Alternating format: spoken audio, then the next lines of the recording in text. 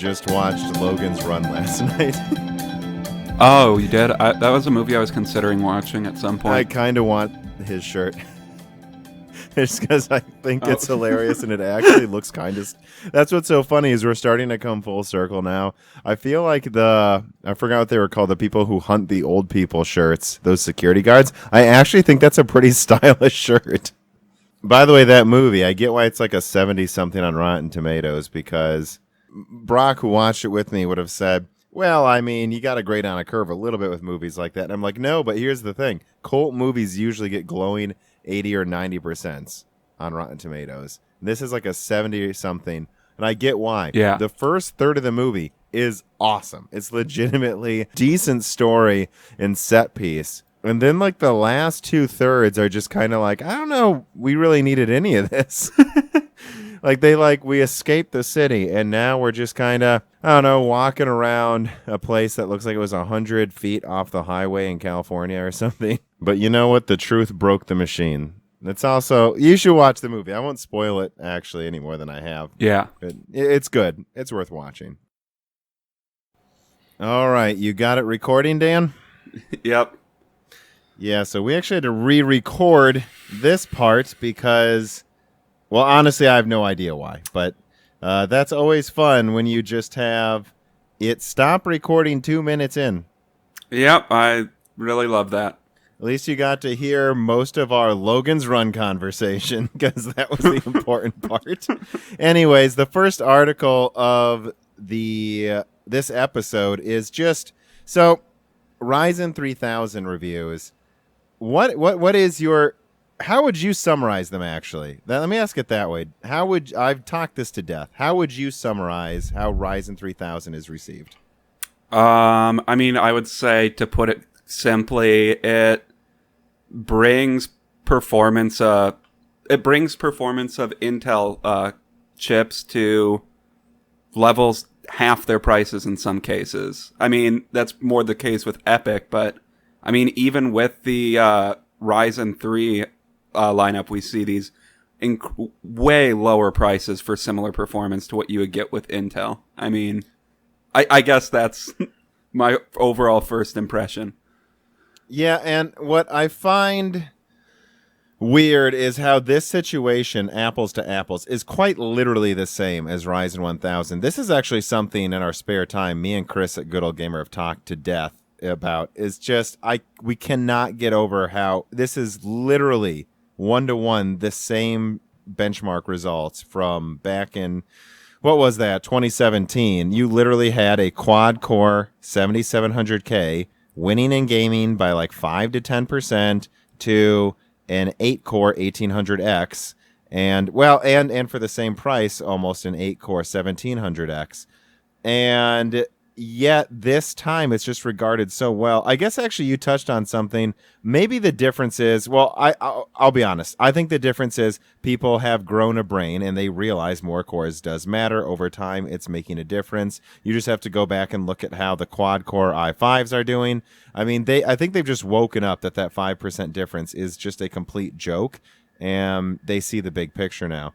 But additionally, I think before it might be worth pointing out that the cheaper Ryzen 1000 chips were actually like 25% worse at gaming to the top Intel chips. And now, honestly, like, what's even going on anymore? You have the 3600 for $200 within 10% of everything, right? Everything. All the way up to the 9900K, the 3900X. Everything basically games the same now. Yes, Intel's 5% stronger, but I don't know. I think it's just everything's the same. It's just more obvious this time. I mean, yeah, it's more obvious, and Intel's AMD has now had 2 years of this being the similar story, and I guess it takes rule of threes, I guess. It takes 3 years for anything, or 3 repetitions for anything to matter.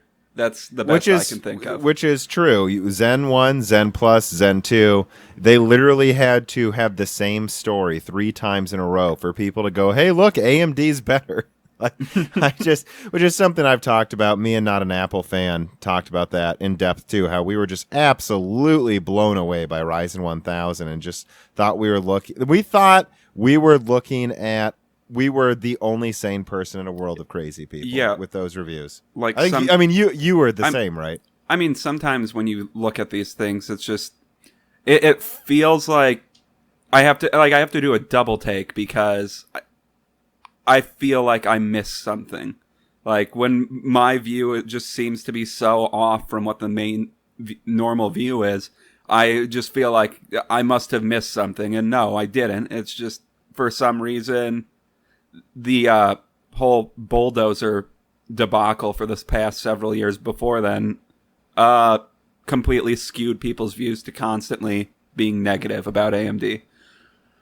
You want to talk about constant double takes and feeling crazy? Want to talk about the Kepler generation? No, we don't need to again. But that was the exact same thing of just like, all right, I guess I'm the only one who can read numbers. I don't know what's going on anymore. Yeah. But while the desktop chips are interesting, Jar Ithias writes in from Reader Mail, which you can if you support me on Patreon, and says, when do you think we can expect, if ever, some decent Ryzen 3000 RDNA laptops? AMD has been lacking in this department for consumers for a while, and I just completed I completed a couple of Intel CPU laptop reviews, and I'm also testing one right now. And I mean, it's true. I really think Intel is so much more competitive in laptops than people realize. I understand how impressive the 3700U is, but I really want to stress this. You guys have to understand. The top Whiskey Lakes are performing like my 6700K while using a fourth the energy. It's absolutely hilariously better binning going to laptops right now. Yeah, I mean, it seems like Intel's top chips are just insanely good. Like their top bin chips are just insanely good, and they can still use that to dominate the laptop space. Which is what they care about anyways, at least for now. And on the consumer side of things, at least. And on the other hand, AMD is selling 12 nanometer Vega graphics in their APUs on laptops. So when would Ryzen 3000 RDNA laptops come out? And honestly, it takes longer. AMD is, moving in tiers. Like I've said before, I don't know if I ever made it clear, but I'll say it in this podcast. I think Ryzen 1000 was about entering every single market and almost crushing the HEDT market and then doing well in desktop. So there's always one that they just move the bar up a little. So then we go to Zen Plus, and then that's when they go from almost completely crushing HEDT to crushing HEDT. And the new focus was desktop, where they were mostly crushing the desktop market. Now Zen 2's out. Now they are crushing the desktop market. HEDT's long gone, and they're mostly crushing the server market. Well, Zen 3 is what it's going to take, in my opinion. Zen 3 is when you'll get mostly crushing laptop, and desktop's gone, HEDT's gone, and server's gone. But that's what it's going to take. I think it's going to take Zen 3, to be honest, guys, and RDNA 2.0 to actually really get to get into the laptop market where AMD currently is in the desktop market. I guess that's the way I would put it. And yeah, I mean, I don't understand the laptop space quite as well as I do the desktop space just because I spend less time using them. But, I mean, I guess it's all dependent on how well they're able to bin whatever comes out next year. Like, will they be able to get these high-performance chips at a low wattage like Intel can? Yeah, and it's funny because I'm actually use my laptop as much as my desktop, if not more. Yeah, and I know you do. I would do all laptop reviews if I had the money, time, and support. But you guys have spoken. You guys hate laptops. My God. And this actually leads us to Guitar Guy 515 who asked, when will we see L4 cache on Ryzen? And that's in Zen 3. That's what Zen 3 is going to have, is the L4 cache. And that in conjunction with the 7 nanometer die shrink on the IO die and more threads per core is what's going to allow AMD to just absolutely crush laptops. But remember, Intel will be on Ice Lake. And that will, I think, cut power consumption on laptop in half again, while also increasing performance by like 20% overall. I mean, look, and so, right, when I say that, you would probably think, am I wrong, Dan, that Zen 3 will still probably only barely be better than Ice Lake at the 10 watt area? I mean, yeah. I guess I'm not sure when L4 cache will come, but yeah, I mean, I would agree with that generally. They can really, I think they can have one more gen where they're competing with Zen 2 in a way that doesn't look completely horrible. Yeah, and I mean, I guess the big question lies in if they would be willing to bring those golden chips to desktop, because the last space that they're truly competitive in at this point, going back to the previous point, is laptops. Yeah. But I mean, yeah, I guess I don't think anything that I'm seeing in this possible leak seems unfeasible or like too out there. But I mean, a lot of people, by the way, seem to think that I was saying this leak is 100% true just because I commented on it. And I just, man, you guys got to listen. What I said is a lineup. What I said is a lineup similar to this is plausible. That's what I said. And that's my overall point, as I think something like that is coming. But to those that think I flip-flopped on Comet Lake, no, I haven't. My overall point with Comet Lake is it can bring back competition to the desktop market. But competition isn't the same as where Intel was 4 years ago. Intel wasn't competitive. Intel was destroying the market with zero competition from Faildozer. Like, it was absolutely ridiculous. And now we're already to a point where, and everyone keeps seemingly forgetting this, the 16-core with a 4.7 gigahertz boost is coming out in a couple months. This will come out after that. They're competing with AMD's mid-range at this point, and God knows how powerful Threadripper is going to be. Which, I mean, yeah, if we're looking at where AMD was from that perspective, when they were on Bulldozer, that was essentially what AMD had there. Best CPU was about the price of an i5, a lower end i5, if I'm remembering correctly. And like a budget i5. Yeah, I mean, I don't know. I guess the way I see a lot of leaks, it seems like the way some people see them is the market is going to be exactly the same as it is now when this comes out. It's like they look at the current market and then they add this and go, that's crazy. And they don't think every single little data point, and there's 100 usually, is a moving target. And you've got to, as well as you can, try to adjust for all these moving data points. You know, it's like quantum mechanics. It's all of these things moving at once. That's impossible to know 100% what the end result is. But you can try to get to like a 90% accurate answer. And most people seem to just ignore the quantum mechanics and just go, we just changed this variable. And oh my God. Yeah, I mean, like with the whole thing with the PS5 or an Xbox One possible specs where it's... Oh, that's the best one. This could be as strong as a 2080? That's impossible. So you're saying that a thing that's coming out 2 years after the 2080 comes out, you're saying it's unreasonable that console could be more powerful. I mean, that's just in line with how that market Dan, always if my works. 2080 isn't as powerful as the PS5, that means I have a small penis. And I need to see that bigger number, and if it isn't a bigger number, a part of me dies. Yeah, that's exactly.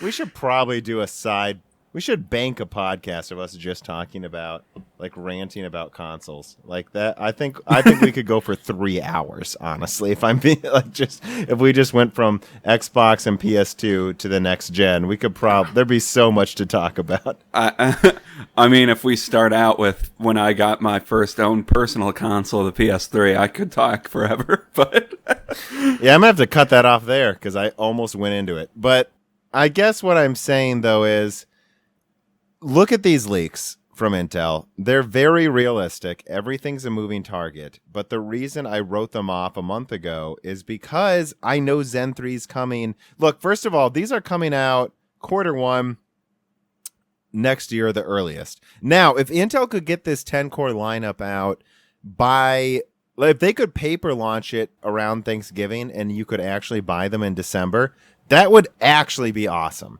And I'll be honest, guys, if someone sent me that 10-core i9, Guess who's using that instead of Threadripper? Like, I'll be all over it. I'll take that for free. But if this sucker comes out like I think it might in Q2 next year, by then AMD will actually be ready with a Zen 2 Plus refresh, probably. And that's why I thought Comet Lake was so stupid. And that's what I continue to think. All of this is plausible, but it's a moving target. By the time this is out, I don't think AMD is going to give a damn. I could be wrong, though. If they get it out early, and I could believe they might get it out by the end of Q3, I'll be doing Intel Pro Intel videos. You'll see. I know that hell will freeze over. Which, I mean, based on how everything has been perceived with the past few months in the in this space, Intel has to be worried. Like, their rebuttal to the reveal of Ryzen 3000 was essentially, we got some better IPC, you guys. I mean, Intel has to be worried right now. And you mean I for wouldn't be Ice Lake. surprised. They were basically like, Yeah, hey for guys, Ice we're Lake. going to have a 18% IPC increase to a quad core in a year. Yeah, I have to believe that Intel is worried right now. And while they can't, it's red alert right now. They're just so. And again, by the time this comes out, if it's actually Q2 2020 when Intel gets this 10-core lineup out, it will be 2 quarters, and then Zen 3 comes out, and then the rumor is that that 2021 is just a refresh of the 10-core. While Intel goes into hibernation. That's what my hibernation videos were about. And in 2021. I don't know, by 2021, 2022, Zen 4 comes out, and this might actually add a scheduling system that combines threads into one line of code. If that comes out while Intel's on 10-core, oh my God. It's going to be like a situation where you have on desktop 20 or 30 core, 60 or 90 thread, 100 watt CPUs that can combine their threads into a single line of code and leverage them to just run single core IPC against a 10 core at 5.3 gigahertz. Like, if that happens, it's going to be such a game over for 1 year. Hey, that's when you sell your AMD stock, by the way, for everyone wondering. Although, obviously, I'm not giving financial advice. This is for purely entertainment purposes. You got to listen to those guys that crash the stock market instead of me. well, yeah, they give the best advice. Okay, so number 3 is just, have you watched any of me or Chris or Paul from Not an Apple Fan's recent videos about this whole Nvidia pulling shenanigans stuff? Yeah, I watched Chris's and your video. Yeah, so, and actually I thought about it before we started talking about this. You know, let me just be very clear about what I'm talking about, because I actually got called out by... It was some channel on Twitter. Let me see. I could actually scroll up. It doesn't matter.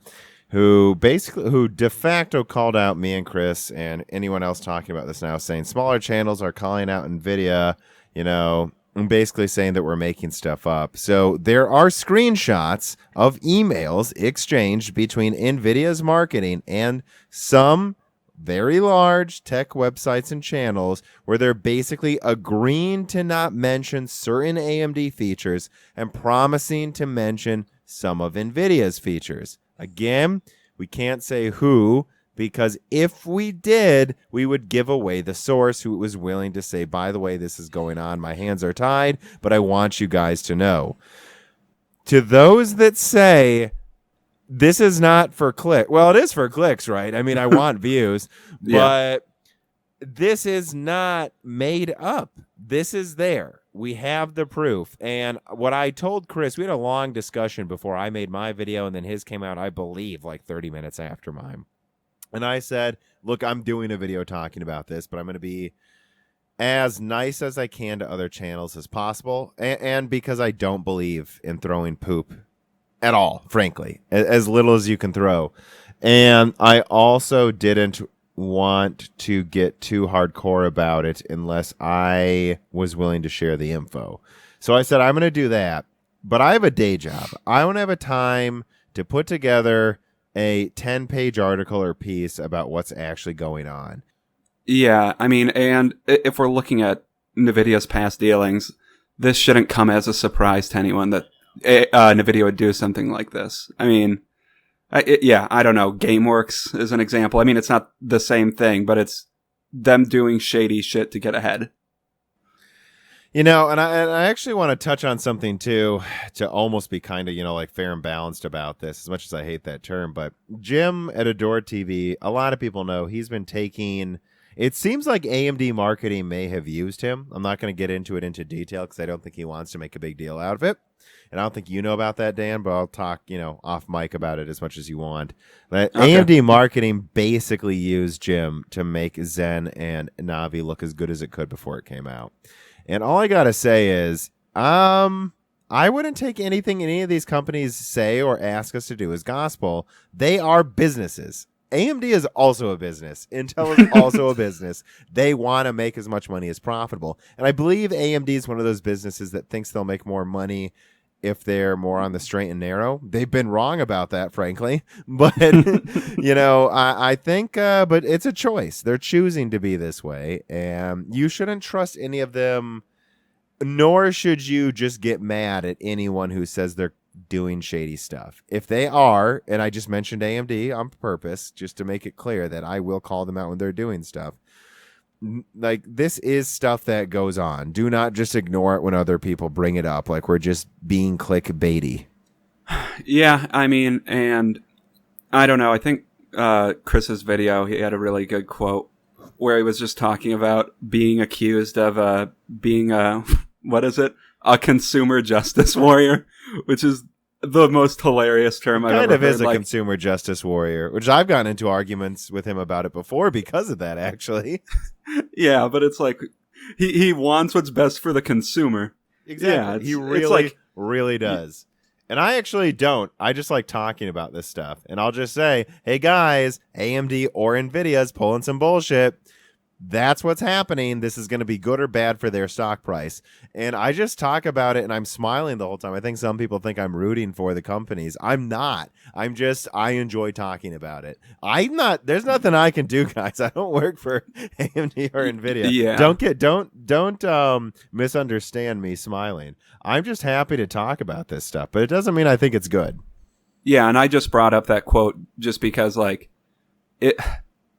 if there's evidence that Nvidia is doing stuff like this, you need to know that. So you know that there's a chance that some of the people that you listen to are either being paid by Nvidia or there's some quid pro quo thing going on where, like what happened to, who was it? Why can't I? Hardware Unboxed, where he got excommunicated by Nvidia for criticizing them. And he continues to do it more and more because he has nothing to lose. And maybe it's good for his channel. He's not as big as Gamers Nexus, though. Gamers Nexus passed him and flew right past him. But it's like, you know what, though? I don't know. I once you're at that subscriber level, I don't know what their income's like, but how sustainable can it be? Because I look at a lot of these tech websites and they get these boosts from partnering with these companies, but it always falls apart eventually. You got to think about if it's worth it. Especially if you have over 100,000 subscribers. Do you not have the money to buy every other card release or something on your own? I just don't get it. And frankly, people will share cards with you. I'm supposedly going to receive a 5700 XT, by the way. And it's going to be sent to me by Chris, and it was sent to him by another channel. Like, you don't have to be held as a slave by these giant companies. You just don't. And by the way, it backfires sometimes. I believe it was Origin PC, which is a custom PC building website where you configure a PC and they build it for you and test it and send it to you and then support it with a warranty. They released, I remember this was hilarious. This was a few years ago. I think it was during the 290X era. They, out of nowhere, just released some giant press statement where they said, we're no longer offering AMD graphics cards in our desktops. Yeah, I remember that. Yeah, and because they're too hot and too loud and their drivers aren't good enough. And within a month, they openly said they regret that and they're offering AMD again. And the inside baseball on that one this is what happened. NVIDIA said, look, 90% of your sales are NVIDIA. If you offer only NVIDIA, we'll offer you a 10% discount on everything you're selling. And they said, done. And they said, but we want you to do this. And they almost didn't do it because they could tell this was like real stingy stuff going on. But they said, we made the deal. So they made that announcement. And then within a week, I believe other OEMs told them, by the way, they offer that discount if you ask for it to anyone. I had forgotten about that whole story. I forgot how preposterous the end to that story was. I know. And so they were just like double idiots. Yeah. Like they were too dumb to ask for the better prices, and they let Nvidia use them. Like, yeah, so I will never buy from Origin PC, by the way. It just tells you the people's level of intelligence who runs that place. But I will move on then to number 4. So this was the 5950 XT incoming, 5700, So think about that, Dan. We have the 5700 and 5700 XT. So that what it sounds like we're going to get is a 5800 XT, 5900 XT, and eventually 5950, 5850, and then so on. The 5700 XT is only halfway up the product stack. Which, yeah, that was my immediate thought when I was watching that Computex conference. It's a 7. That's always where the mid range is, or low high end, depending on how you classify it. Like, even if this was like by the old naming scheme, like this is the equivalent of 5700 XT. So there's no 70 in there. It's not a 7870 or like this is the 7 level from the 7000 series or the 570. So it goes 570, 580, 590, Vega 56, Vega 64, Radeon 7. We've got a long ways to go to the top, people. Which, yeah, I mean, I guess it's more of a matter of when they release the rest of their lineup. And for those wondering, I just finished the script on a big video I will release this week that talks about absolutely all of that. And there is a good interview that happened with AMD's VP of Radeon Marketing, who's the guy who retweeted me, actually, which is a complete coincidence that happened within the same day, by the way. Complete coincidence. I built an article around an interview, and then a day later, the guy messages me. But, like, yeah, that... he basically made it clear. You could see him almost laughing when he was asked by, I believe it was Computer Base. It was a very good interview. They asked him, so we noticed that this only has 40 compute units and that the GCN64 compute unit limit is probably gone now, right? And he just goes, one could infer that. and then they just ask him. So what I was thinking is everyone's freaking out about this $450 5700 XT, and I'm just thinking, do you guys realize they're going for the crown? And then he just like grins and like literally like me and Dan are looking at each other right now. Dan, he just goes, "You could expect a full launch top to bottom very soon." I mean, yeah, go and he just stopped, and then the interviewer just started laughing. Like, that is the most... He just confirmed to all those wondering, if you read between the lines, there's not much reading required there, that they're going for Titan RTX, guys. They're going for Titan RTX in under a year. Yeah, I mean, and going back to that previous video you talked about where, RDNA actually might be a new architecture now, and I mean, if they're breaking the 64 compute unit limit, yeah. What it is now. I would say they could go all the way up to 96, but I think 80 is where I would put money on personally. I have no clue where they could go with this. And I think they'll use HBM again, and I've talked about this. I wasn't sure if they would go with HBM before, but no. Now that we have $1,200 2080 Ti's, like the HBM added like $100 overall to the cost of the card. Maybe $200 for Radeon 7 by the time it comes out, probably $150. Okay, $150 is a lot to add if you're trying to make a Vega 64 look good relative to the 1080 Ti. That's a problem. But if you're competing with $1,200 2080 Ti's, $150 is nothing. Like, just throw it on top and give yourself another 30% efficiency boost and 10% performance boost. Why not? Like, so I think it's coming. You're going to get that 4096-bit, 80 compute unit, 500 millimeter squared, 7 nanometer card. And there's no Reason with further architectural enhancements, which it will have, that it won't crush Titan RTX. And look, guys, I think this could paper launch end of the year. I think it could be a new 7970 moment. And I think Nvidia will be forced to get to 7 nanometer on Samsung as soon as they can. Unlike the 7970, I don't think they'll be able to launch anything besides like a Titan Ampere, which will be $3,000. Like, I don't think they'll be able to launch anything until the end of 2020. Let me put it this way. I don't think they'll be able to have a full lineup till the end of 2020. And that gives AMD a huge opening. And I'm waiting for these surprised faces. Like, whoa, AMD came out of nowhere and took the crown. And it's like, guys, they've done this like 5 times in my lifetime. They can do it whenever they want to. It's just never been worth it until now. Now they have a new architecture. It's worth to go for the crown. What do you think? Do you think there's a good chance that this comes out before the end of 2020, or because my thought comes out? The rest or some of AMD's lineup. I think it could come out by the end of 2019. Yeah, which that's my thought is I feel like it should, just based on the whole naming scheme, but I don't know, given the... And based on number 5, if you look at number 5 here, the Radeon 7 is end of life, right? They just end of life Radeon 7. That doesn't mean they're going to stop making Vega. They will keep making Vega for professional customers. But the fact that they're ending the life of Radeon 7 means they plan to have something out within a month of Radeon 7 being out of stock, which would probably be Q4. Yes, October. They'll probably start releasing news. And if you ask me, I think the 5800 and 5800 XT are going to be, I'm not actually sure. Those might still be 256-bit, but it might be 384-bit.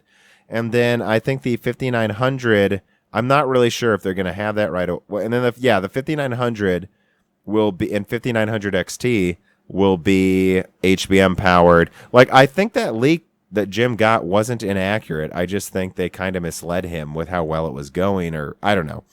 I think that they plan on having the top compute unit level. I think they're going to add like 50%. I think they're going to go to like 64 compute units, 384-bit. And that's going to be like, this is just my guess, like 550 and 700. But it'll be, 12 gig, maybe, or maybe, like 550 and 650 or something. And that'll be the 5800 XT. And yeah, those will be really, really powerful, like 30 and 40%, like 30 and 45% stronger than Navi right now. Like, these are your cards that just come like just short of the 2080 Ti for a little more than half the money and have a little more RAM. That's pretty much standard for what they've been doing. And then I think they'll have something with just like, 20% more compute units, but it will have HBM. And I think that's your $750 and $1,000. I think they will go for the $1,000 mark, because why not, if they can crush Titan RTX. Well, yeah, and if AMD is truly becoming the price performance king at this point, and they're also theoretically able to go to, 80 or 96 compute units, well, then they have at least the potential to go for the performance crown at this point in time. So I guess we'll see what happens, how the rest of this year shakes out. But who knows? Maybe they'll start going for the $1,000 price point too. I think they should. I mean, if they, well, again, and this is all conjecture. We don't know if this is how it will pan out. But if AMD, like right now, 40 compute units, 256-bit is competing with the 2070, the next level would be 550, 384-bit, I think. And I think it would make sense to have a high-end card that still uses GDR6 so they can get really down and dirty with price performance if they need to. So, yeah, I mean, probably something with, and it might not be 64 compute units, it might be 60, actually. So let's say they go to 60 compute, actually that'd make a lot more sense. They have a 60 compute unit version, and then they cut one down to like, I think the rumor was 52, right? So they cut it down by 20%, use slower GDR6. Like, that's a $550 card for the cut down one that crushes the 2080 Super.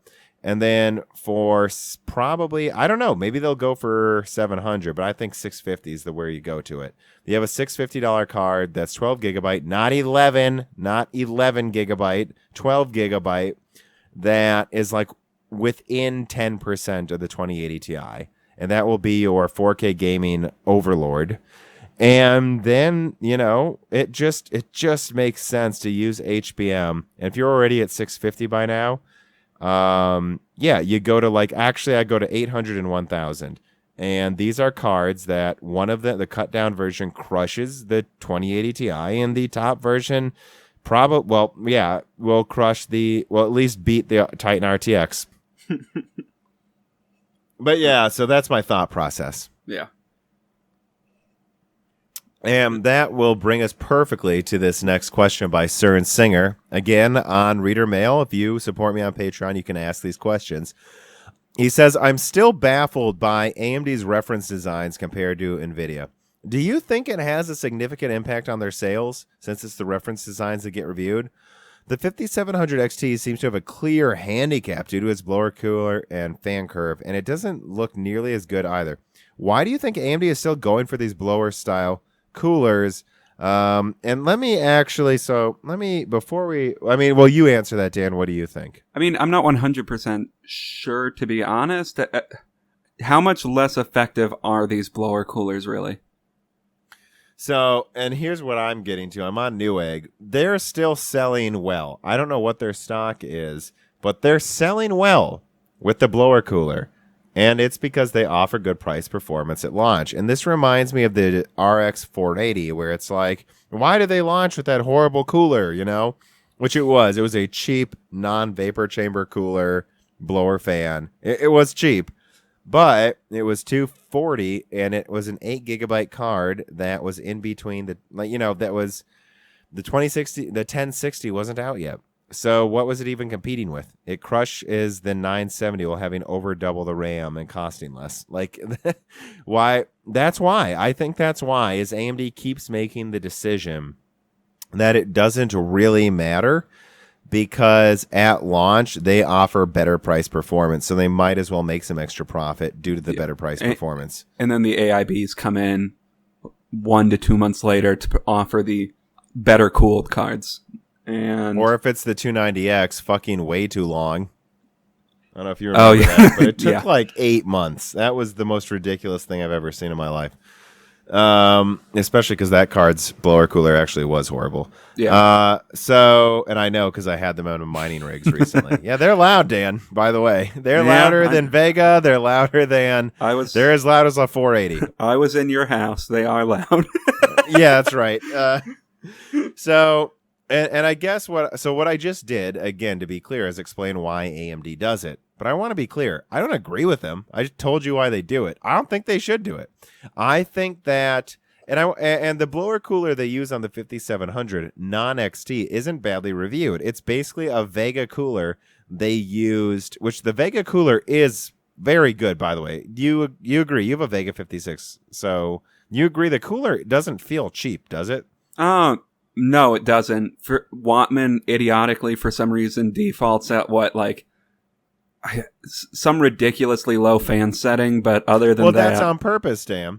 That's why they do it. It's not loud. That's my problem I've always had when people complain about Vega. It's like, it's so loud. It's like, only if you manually turn up the fans. It's really quiet at stock. If you crank it to 100%, it's loud.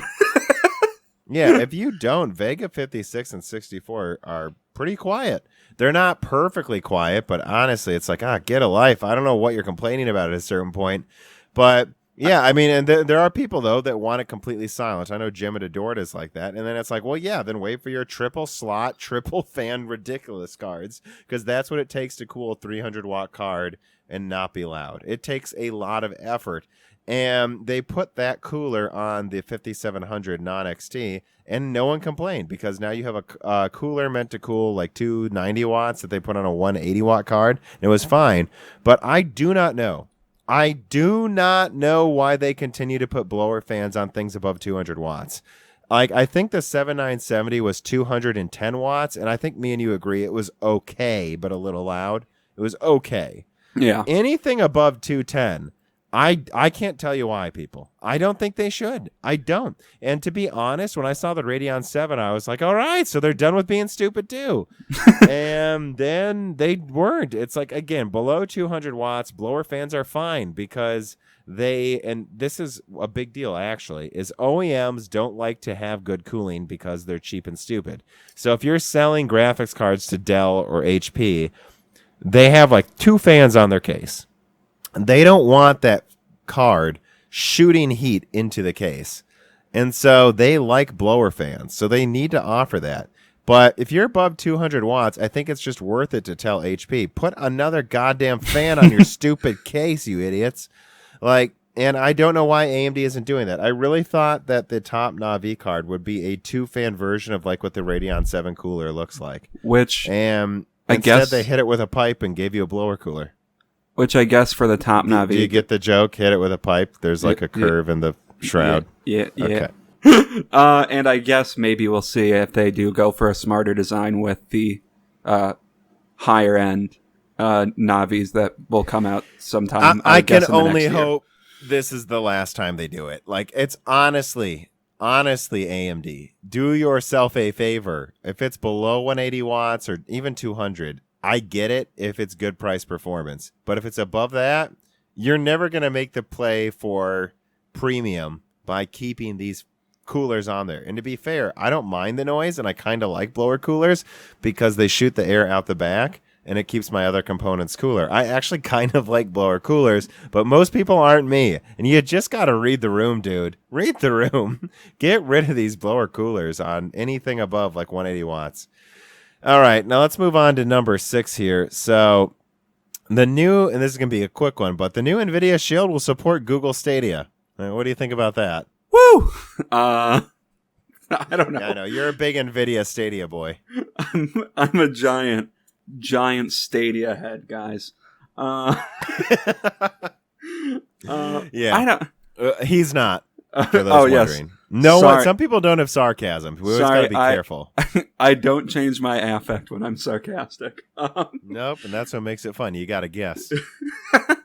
I don't get the point of this. I mean, I'm looking at the controller design. It looks like a less ergonomic Xbox controller. I know. That stabs your hand. You're for talking some about reason. the Shield, right? Yeah. Yeah. Or the Stadia. I think Stadia's looks just literally like an Xbox controller. It has the analogs horizontal, you can, like, though, right? If you like look at the buttons, you can like feel that they're tacky and unresponsive. I don't know how else to put it. They just don't look very high quality to me. But yeah, I guess I just find this interesting because Nvidia was announcing, if you'll remember, one of my most popular videos in the early days was my Stadia analysis. And one day before Stadia, Nvidia was talking about like Nvidia Grid and like their streaming service. And so now they're going to allow Stadia on the Shield? Huh. White flag? Yeah, yeah, I guess you might be right. Which about they that. should, by the way. They should wave a white flag. They have no fucking chance of competing with Google. No fucking chance. I think actually PlayStation and Xbox streaming might have a chance, but there is no chance Nvidia will have a service that competes with Google's. Well, yeah, and I mean, if we look at what Google has been doing for the past decade, 2 decades maybe, they've almost been slowly setting up the infrastructure to where this Stadia might be plausible. I'm still not convinced. Might be plausible. Yeah. At least I'm still not convinced that it will be good in the next 5 years. And within the next 5 years. Maybe 5 years from now. That's what I would say too. Well, and honestly, I think I was actually pretty bullish on Stadia. Like, very outspoken that I think people are underestimating it. But when I saw they're going to make you pay like $180 for the console, which is useless, honestly, and then also pay like a monthly fee, I was like, no, this isn't what I meant, though. I thought you guys... But I think the free version's coming. I think they're charging premium prices because PC prices are so high and the next gen isn't here. So they're just like, let's milk people for 1 year. Yeah, and... I don't know, I guess. So this is for people that can spend the money that want the new thing early. But it is also 4K 60 hertz HDR gaming with no frame dips. This is better than your 2080. for 180 plus what? I don't know, $12 a month or something. Like, if you live in a place that can use it, this is better than building a gaming PC. At least I think that's what they're thinking. I'm not saying I agree. But it's also a somewhat weird proposition. So what does that mean? Does that mean we're going essentially for... Because... I don't know. To me, it seems like... I really think it's temporary. I really do not think this is their big grand plan. Yeah. If it is, I will just... Okay, wow, that was it, huh? Because to me, Stadia seems like it seems like the budget option. Maybe I'm wrong, but offering some premium box thing seems like a weird thing for the budget option to me. So yeah, I mean, I think you're right. They're probably going to do something because I don't see why actually why you might find this a funny comparison. Yeah, so I think there's two options here. Either it's what I just said, they will just milk the market for a year, and then eventually there will be a free version where you just get to play in 720p. Any of the games on there basically is an ad for Assassin's Creed. And I think that's an awesome idea. I haven't played the new Assassin's Creed, so they make it pop up. You want to play this in 720p for free and decide if you want to, and they just click yes, and I'm playing right away, and then I buy it on my PS4, or I guess by then PS5 or something. If that's their plan, I think this will take off. But I just thought of this right now. There's a chance this is Xbox Connect all over again, where I was crazy bullish on Xbox Connect, and then the biggest app they had was bouncing a fucking red ball in front of the camera. And bouncing a red ball with a half-second delay. Yeah, and I just remember, okay, yeah, if you can make a bunch of karate games, shooting games, even if there's a delay, this is a really cool idea, just not needing a controller. And then their response was, we trust this so little, we're going to make... what was it, that Roman game, not even a Kinect game anymore, and it's just going to be a horrible controller game. Oh, yeah. Rise? Rise, Son of Rome. Yeah. Yeah, and that was... I don't know. I guess So the follow-through from Microsoft on Kinect was horrible, but the idea was great. Yeah, and I guess my whole thing is... when I see some huge thing like this is going to change how gaming works, my thought is always, it's when an idea is out there, when an idea is really out there, like outside of the mainstream, there's a good chance that there's a little bit of bullshit to it. And I feel like that's what Stadia will end up being. I don't know though. Maybe I'm completely wrong. All right, so number 7, NVIDIA, at least how I framed it, is this is a direct response to AMD's low latency stuff, which has been very well received. For those who don't know, AMD now has technology that lowers latency, honestly, I think they removed 10 or 20% latency in the past 2 years of drivers. At this point, I think it's as small as they did another 5%. NVIDIA joins Tencent Esports Technology Alliance as a founding partner. What do you think about this? Well, I mean, the article reads like some, I don't know, weird translated press release, which I'm pretty sure that's what it is. But it is from Tech Power Up, so what do you expect? The phrasing is just like, Nvidia G-Sync are the choice of many international lighthouses esports. Hey, Day, this is the state of tech journalism. This is like a grade A article at this point. Anyways, so what I was trying to say with that is, so correct me if I'm wrong here, but them peddling the G-Sync would theoretically increase latency, wouldn't it? It does, because there's a DRM module. It's very small. Linus Tech Tips tested this. Theoretically, the best thing to use, actually, though, is no FreeSync. Well, yeah. You should not be using any of them. Well, yeah, if you don't want latency, you should... If you want... Which I might not. I still don't, by the way. And I notice the difference. I notice it. I know some don't. If you want no latency, which for me, there's some things where the improvement of visual quality, it's worth a little bit of extra latency potentially, but adding an entire DRM post-processing bullshit module that's going to increase latency, and it's just this press release is just like the superior choice for lower latency. Like, yeah, it seems like they're clearly trying to undercut AMD, at least to some extent, by joining this. Yeah, if they can get into a bunch of founding positions at these esports whatevers, like that's how you kind of try to box out AMD. But it's going to happen. You're going to have some professional gamer win some tournaments using, I don't know, probably, honestly, theoretically the best gaming card for for like competition would be an HBM, because HBM quite literally has a fourth the latency of GDR. It is there. It's very hard to measure and see as a human, but it's there, and you can feel it. So if you had an HBM Navi card with the newest drivers, that's probably what's going to be the best thing. And that extra 1/100th of a second, when you have a bunch of people that are all good at Counter-Strike, that can easily be the difference. That's like in gun competitions where it's like this gun holds 20 rounds, that one holds 18, reloads a little faster.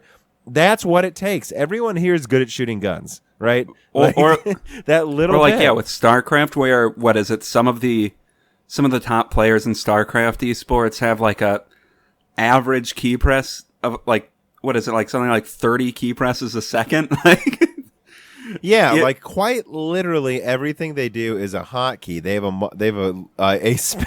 have like a special keyboard they bring out, and they're just like click, click, click, click, and they're just like moving everything where it needs to go. And they've min-maxed literally every button press. If that's something you do, would you not take like a 5% latency advantage? I mean, come on. I mean, I would say I think you would. I don't watch esports, so that is the perspective I'm coming from. But it seems like additional latency is very bad, and AMD is objectively lower latency at this point. And as much as I recommend 4K a lot, again, it's almost like AMD, right? I keep recommending 4K and AMD, but let's be very clear. I still use a 1080p 144 hertz monitor with no FreeSync turned on because I do notice the difference. I'm one of those people that it is immediately noticeable to me when you add a millisecond of latency. It really I is. remember one time playing, I think it was Battlefield 1 on your PC. On my min-maxed rig. And let's be clear, it's not just the monitor. I've overclocked the cache. I've overclocked the communication protocol on the motherboard. I literally overclocked everything that could help with latency, and I've even clocked the CPU lower to get more stability. It's all about latency for me. So you use my rig. Yeah, and it was just is it noticeable if someone goes for it? Yeah, there's that this might be too big of a digression, but there's this like experiment where if you press a button and then have a second of latency, people will mentally cut out that latency. And then if you remove all latency, people think that the whatever thing it's triggering happens before they're actually inputting it. And for me, it was almost like, why is everything moving so fast when I was using a system? Yeah, and that's something when I finally got done building this system and overclocking it, I would open folders and it felt like the folder was opening before I clicked it. But it's not. Your eyes are actually just perfectly synced now with your actions, which you're not used to. And so, again, just so everyone knows, I still game in 1080p, and I did not buy a 4K TV that was HDR until I could get one with zero latency. And I notice it. I really notice it. Number 8. So the insane epic advantage in price, performance, and efficiency. It's honestly, I sent Dan a link. It's 64 cores for $5,000. I happen to know that Intel charges a $10,000 for 28 cores. Like, what is your reaction to seeing? Because most people ignore this. This is the price lineup for servers where all the money's made. What do you think? Well, yeah, for servers, and I guess servers are very much likely the big money maker, but research, and it's just, if they're lower energy and more, and faster and cheaper, it's just, yeah, the only reason you would go with Intel as a server, someone that maintains servers is they're giving it to you. Like, that's the only real reason you wouldn't. Which they might sometimes. Yeah, and I'm sure they will. Like, customer loyalty in these situations is a big thing. And a short-term loss does lead to long-term gain sometime. But anyone that's looking actively to get new CPUs, Epic is clearly the way to go if you're talking about these. Well, wasn't it the Cray supercomputer? It's going to use Epic. That just came out a couple months ago, so that's the most powerful supercomputer on Earth, and they're using Epic. And by the way, people, they're not using Epic because of the 32 cores that are out now. They're using it because once they use these 32 cores, they have a Zen 2 upgrade and a Zen 3 upgrade waiting. And again, Zen 3 might be 80 cores, 320 minutes. It's so dumb. Yeah.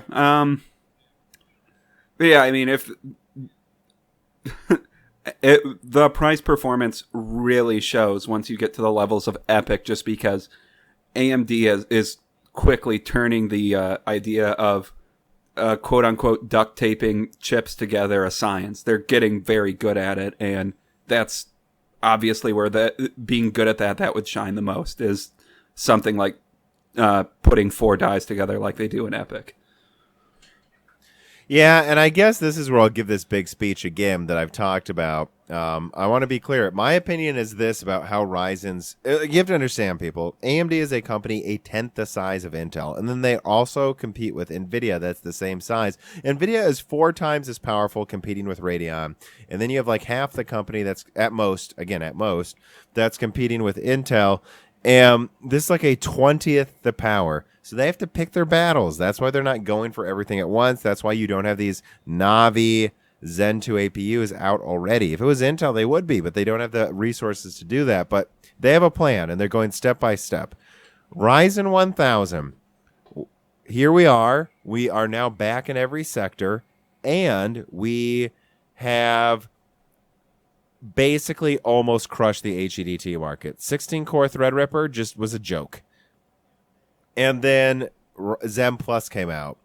Okay, now we're tying Intel in sales on do-it-yourself desktops, and we're getting some server contracts, and more importantly, HEDT is done. HEDT is just done with 32 core Zen Plus. Now we're to Zen 2. What happens? Okay, now desktop is almost done, just like Threadripper 1 was almost done with their HEDT. Now desktop is almost done. Server is done. HEDT is done. Server is done.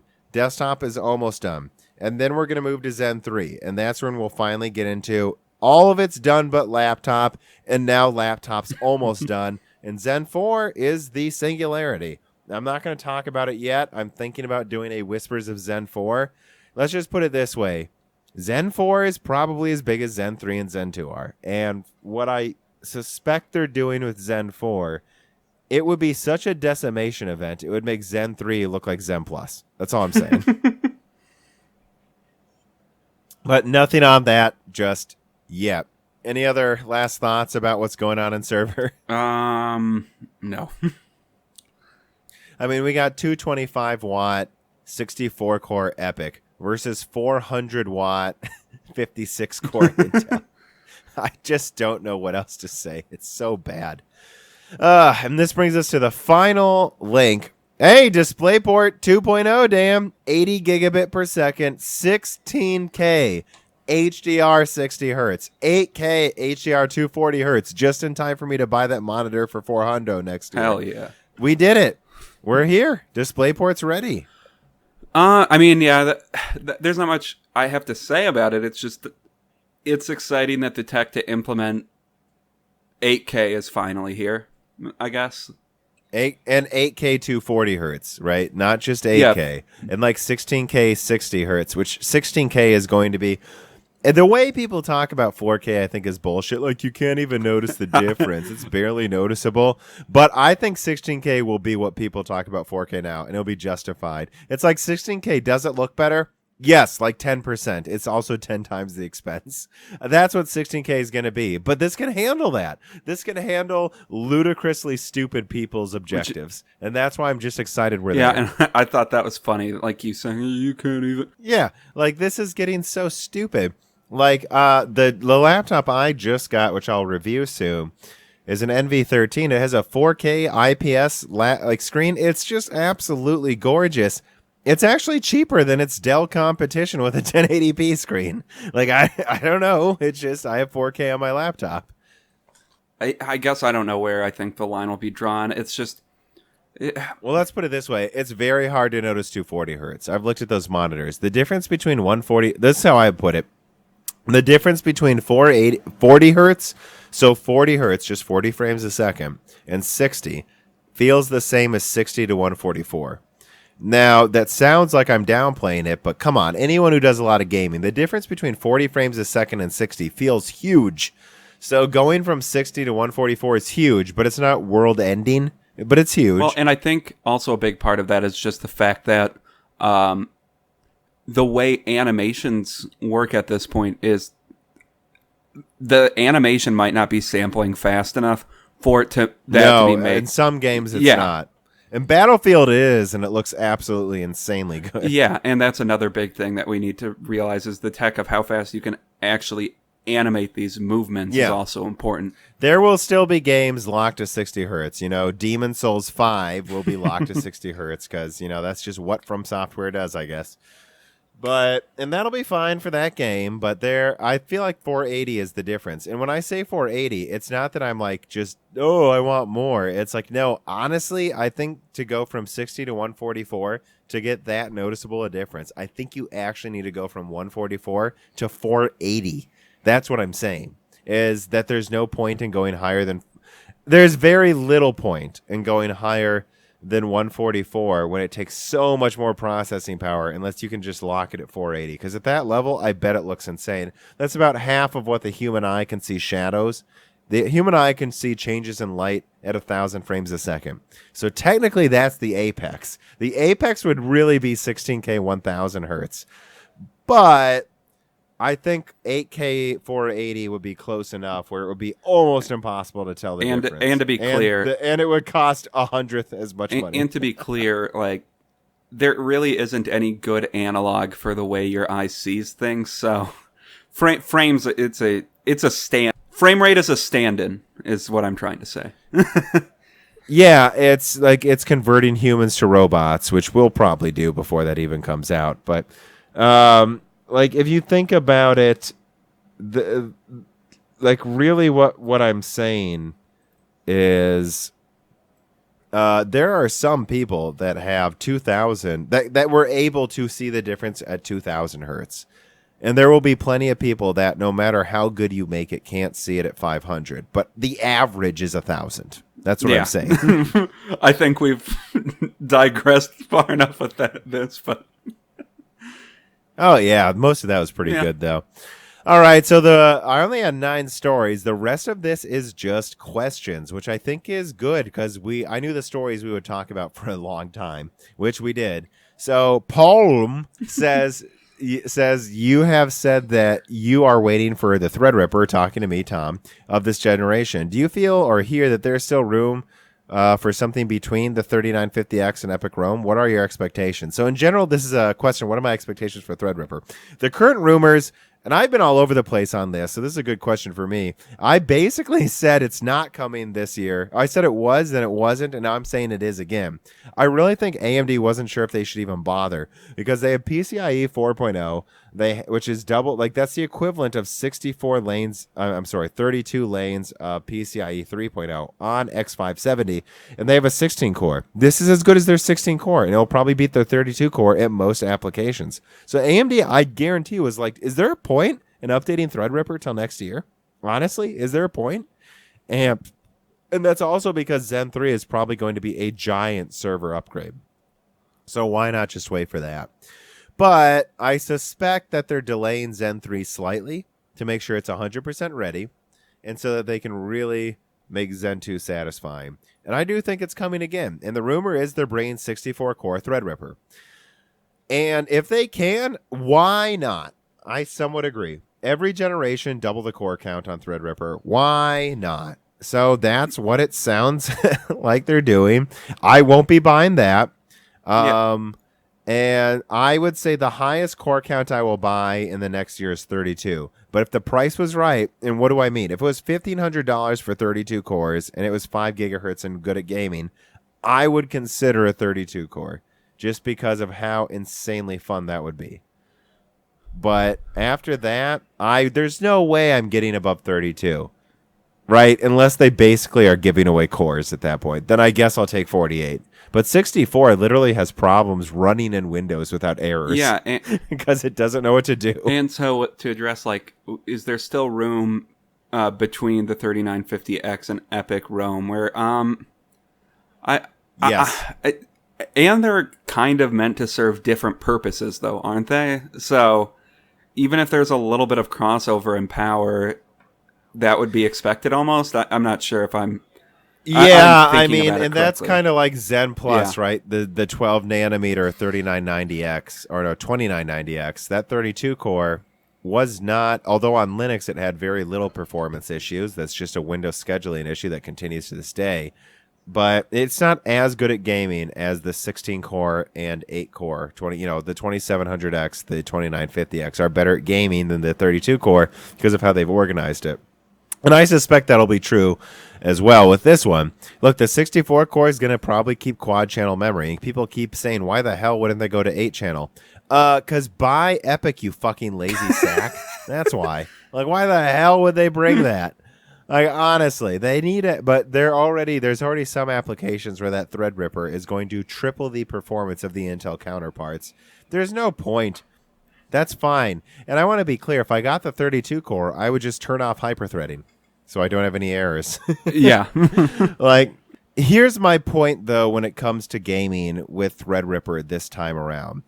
If you look at Ryzen 1000, and a lot of people forget this, the gaming performance was a solid 20% worse than the 1800X. Do you remember that, Dan? Yeah. Yeah, I do. It was a lot worse, and people just forget that. Honestly, games are doing a better job of utilizing the cores, so it actually doesn't show up as much anymore. But go to launch day reviews for Ryzen 1000. It really, really did perform like 20% worse. And then Zen Plus came out, and they did those latency tweaks, and well, it surfaces like a 5 to 7% IPC boost for 8-core Ryzen. On Threadripper, it was like 10-15% in gaming. Like, if you look it up right now, the 2950X games as well as the 2700X, even though it is using these segmented core structure. And granted, it's clocked like 5%, like not even, I guess, a few percent higher, but it basically made up that deficit.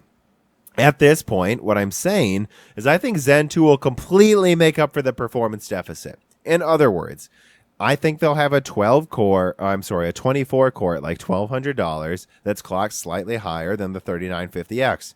I think that will be just better at gaming now. And you can get that 24 core and turn off hyperthreading, and it will be a gaming monster at 5 gigahertz. That's what I think. And honestly, you could even do something dumb that I've seen Intel fanboys do. I saw this one Intel fanboy on WCCF buy an 18 core, and Intel lets you overclock per core. So I'm wondering if you can guessing what he did. He literally took an 18 core, found out which of his 10 cores were the most efficient, and turned off the other 8 cores and just has like a 10 core at 5 gigahertz already. Yes, if you want to waste $2,000, I go for it. And that's what I'm guessing you'll be able to do with Threadripper. You'll be able to buy this 24 core, I don't know, disable 1 core per per island. Well, it's actually organized differently per CCX. And so you'll have 777, right?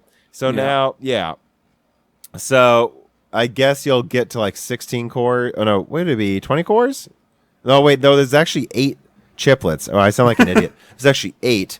So you'd have to disable 8 cores. So, yeah, I was right, but I explained it wrong. You'll get to 16 cores with the least of, like one of the inefficient cores disabled per island. And maybe you'll just get that 5.1 gigahertz 16 core everyone's wanted. And now it's using triple or quad channel memory. Yeah, I think that's what you might expect from Threadripper. But I don't know for sure. Look, I really think they're going to take substantial server market share, more than anyone expects.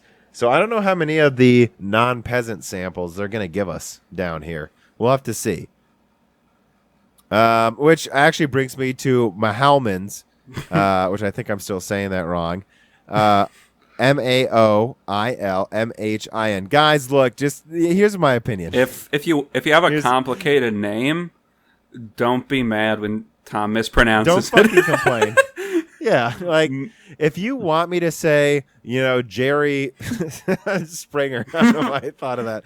If Jerry Springer's here and Jerry Springer's taking a break from throwing chairs and he just says, I want him to say Jerry Springer, then you should have made your fucking Discord name Jerry Springer. But that's not your name. Your name is Maoilmhin, I believe. And I don't hate you. I love you because you fill up my reader mail. But I'm just saying, consider changing your name if this matters to you. If it matters. But I have 100 reader mail questions I have to filter through. I can't just try to learn 100 different non-real names. That's all I'm saying. But he asks, is there a point of diminishing returns for core thread count? Yeah, I think it is at 12. I think that on Windows 10 scheduling, I think it starts at 12 cores, but it really starts at 16. So that's what I'm saying is if you get a 32 core, expect diminishing. Disable hyperthreading. Yeah, like big diminishing returns. And I think it really kicks in at like 16. And you said like on Epic, once you get to the higher core counts, there begins to be issues with like Windows just, I don't know how to run this. So yeah, there's obviously a point of diminishing returns. Which I don't know if that's justifiable. I mean, Windows, Microsoft, you have a lot of money. I mean, what the fuck? To be fair to them, though, what have they needed to code for? Well, I guess some of those higher-end ones. I don't care. They're rich. Yeah, I'm just saying. I think the programming is going to come after the hardware is released, and those will probably work fine at some point. Oh, shit. I'm just noticing Mahalman sent me a message down here, and it says Mahalman is Gaelic, easiest to use the Anglican form, Melvin. What? That's Melvin? Jesus Christ. We speak American here. Not English, American. Exactly. Yeah, we threw those fuckers out. But no, what Melvin asks is... And I'll actually double down its 16 cores for this reason. Intel ran into some errors with their 18 core before Threadripper even came out. So that's it. 16 cores, 32 threads is when the issue happens. So I don't think you would ever want to. If let's put it this way, if 1/4 of your workload is gaming, even 1/4, unless there's a real special app using those 64 cores or 48 or whatever, 32 threads. That's pretty much where Windows starts freaking out, past 32 threads. So just keep that in mind. Yeah, and if you're looking at like a nuanced point of diminishing returns, I don't know. I think it's probably a exponential slope. Like it gets returns diminish over time. They're working on it. We'll have to see. We'll have to see how many issues there are with 64 bloody core Threadripper. Yeah. I mean, on that one, I'm definitely disabling hyperthreading. I mean, my God, I don't know what you're doing. Honestly, if you're but a lot of these people buy it and use Linux, to be clear. But all these questions are about Windows, so that's why I'm answering them that way. That is worth mentioning. On Linux, it games just as well as the 16 core because it doesn't have an issue actually using the bandwidth effectively. And I know if you run apps on Linux, there are a lot that just run literally 50% faster on AMD, and they just make Intel half as powerful. So for those people, you can ignore this conversation. All right. Is there anything else you want to talk about, Dan? I think that covers all of it. Yeah, absolutely. This is going to be a lot of editing. I'm sorry for that. I actually got to... Well, I don't think it's your fault, really. But actually, I'll say this. I got to go cook some Italian stroganoff for dinner here. And I'm saying that out loud because Brock, who we've mentioned too many times in this episode, is going to laugh when he hears that I'm cooking Italian again. And if anybody is curious, I also had Italian food for dinner tonight. So... That's hilarious. Like I was talking to him the other week, and I was like, I'm making chicken parmesan right now. And he's just like, Tom, you didn't need to tell me. Every goddamn time we're talking on the phone, I swear you're cooking pasta or something. But yeah, I guess what we're trying to say is we are launching our recipe channel, right? And you know what? I launched a political channel. People are like, "What would be next?" Well, next would clearly be I made the politics channel. What would be next? Probably a comedy or storytelling channel, or both. And then after that, it would be a cooking channel, guys. Like, I actually have like 100 followers or more on a cooking app I have. I'm not telling you who I am, though. So, yeah, look out for Moore's Law's cooking. Or, yeah, right, okay. well, Let's end this. Or what? No, let's Or just what? end it. No, fuck you, or what? I was just gonna say, or Dan, anyone still listening is in for anything we say. I was just gonna say, or Dan's Law is cooking because Dan's Law. I don't have a channel. Well, you just name your channel Dan's Law. I don't have a channel, so It just makes absolutely no sense. You just call it Dan's, or how about just Dan's Law and it's just you with a gavel? it's an interpretive dancing channel where I carry a gavel the whole time. You know, I was just driving through Indiana. There's a lawyer there called The Hammer. And there's a billboard every 3 miles, and he's holding a different hammer. A sledgehammer, a ball peen hammer, a giant standard hammer, like a giant version of what you think of as a hammer, like a giant one of those, like that. Then he's just everywhere. Just the hammer. Well, Knock over your semi-truck, call the hammer. Get in an accident on your motorcycle, the hammer's there. well, he's laying down the law. He's a local treasure, I'm told. To anyone in the Indiana, Kentucky region, I just probably made their day by talking about the hammer. And again, there's one person out of like 1,000 to 2,000 people who will hear this, who listened this goddamn far into our rambling, and then got to me talking about the hammer of Indiana. Our incoherent ramblings. I think it's highly intelligent, but sure. Yeah.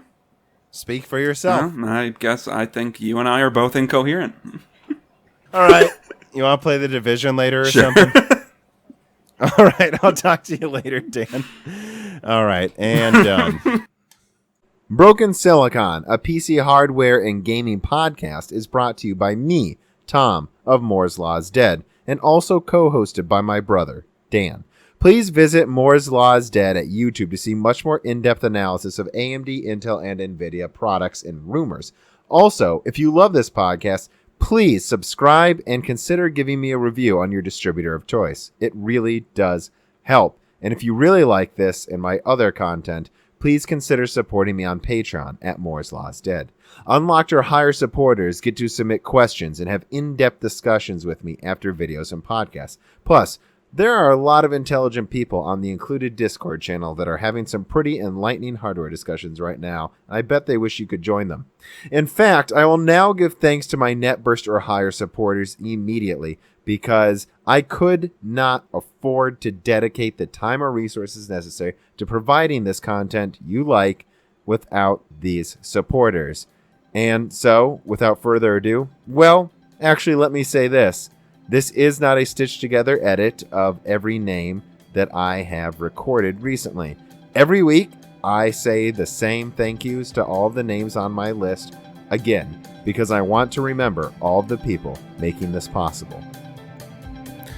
On July 15th, the following supporters are at the NetBurst 10 GHz level or higher. Bootman, Hunter Drake, Dean, Ruckus, Justin Yant, Thomas Rupp, Tomas Peraz, Jesse Blanton, Jordan Betcher, Muhammad Al-Kawari, Victor Janecki, Matthew Bubakar, Primetech, Justin Parrish, Zachary Martin, Terrence Herod, Calm Marco, Thyrister, The Ninth Dude, Greg Reniger, Hulin Liao, Danielle Caish. And of course, thank you to Zahara once again, who is playing this music.